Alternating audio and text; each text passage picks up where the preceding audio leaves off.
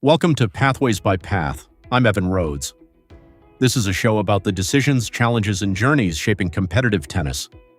Last week, Jordan Fairley walked us through the long road back from injury and why the comeback belongs to the whole triangle, not just the player. Today, we assume the player's healthy, fueled, fit, and standing on the baseline at love all. So what now? What's actually happening in their head between points? My guest today is a tennis coach, Henrik Sand. Welcome to Pathways by Path. Thanks, Evan. Most juniors I meet are technically prepared and tactically asleep. They've got a beautiful forehand and no idea where to hit it. Tennis at the highest level is a chess match disguised as athletics. The player who knows 3 good patterns will beat the player who knows 10 flashy ones. Every single time. Tactically asleep, that's a strong way to open. Let's define terms. When you say a pattern, what do you mean exactly? Serve plus the next shot. Return plus the next shot. That's it. Roughly 70% of points at every level of the sport are over within the first 4 shots. But watch a junior practice. They're grinding 20-ball cross-court rallies. They're training for a match that almost never happens. So most juniors are rehearsing the wrong movie. Exactly. The 12-year-old who owns serve-wide forehand into the open court will beat kids with prettier strokes for years. Not because the pattern's a secret, because they've hit it 5,000 times and can find it at 4-all in the third. Okay, scouting. A 14-year-old is about to play someone they've never seen. What should they look for? Wrong first question. Scout yourself before you scout anyone.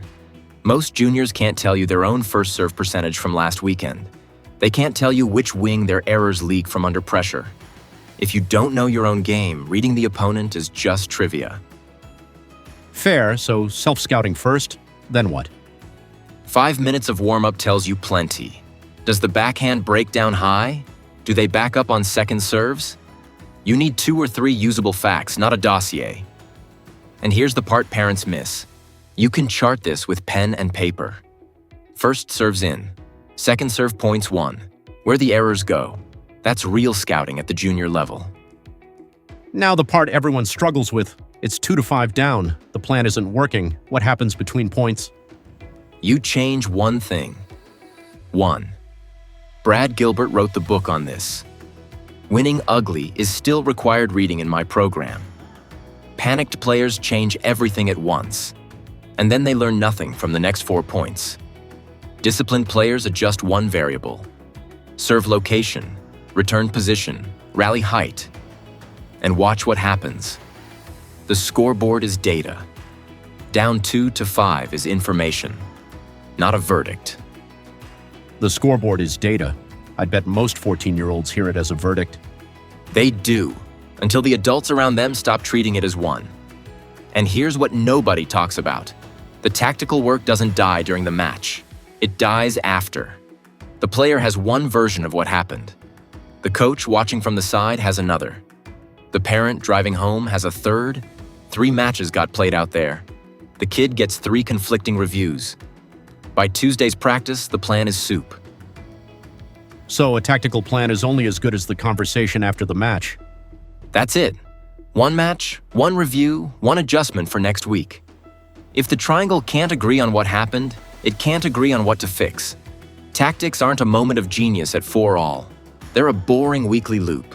Plan, play, review, adjust. The families who run that loop develop faster. Full stop. 3 good patterns beat 10 flashy ones. That's the kind of clarity most juniors never get. But the other thing Henrik kept coming back to, the plan only sticks when the player, the parent, and the coach are reviewing the same match. The car ride home and the next practice should be 1 conversation, not 3. That's exactly why Path exists. 1 shared space where the triangle plans together. 1 calendar, 1 tournament search, 1 plan everyone can see. And if tactics are chess, then data is the board.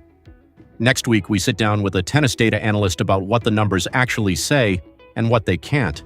That's next Monday on Pathways by Path. I'm Evan Rhodes. Thanks for listening.